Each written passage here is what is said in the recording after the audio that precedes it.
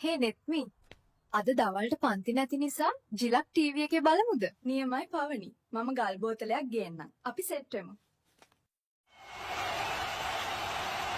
තරුෂ අද ක්ලාස් නැති නිසා අපි හවස සිරිත් මල්දම පාඩම් කරමුද? ඔයා මොන අදහසක් දුන්නත් මම එනවා අවිෂ්ක. කසුන් අයියේ හැමදාම බස් එකට නගින්න ජැක් ගහන්න නේද? අයිබෝන් ඔයාගේ නම මොකද්ද? මගේ නම හිරුනි. මේ පැත්තේ ඉන්න ලොකුම ලොල්ලා කවුද? වෙන කවුද ඉතින්? ජනිත් තමා. මේ කැරි බල්ලෝ ගේ ඉස්සරහට එනවා. හිටපන් තොගේ පුකට වෙඩි තියනවා. තියයි මගේ පුකට. නාකිච්.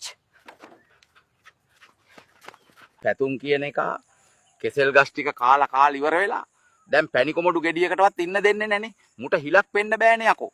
උඹ දිග පකයෝ. මේ බත් එක ඔයාට.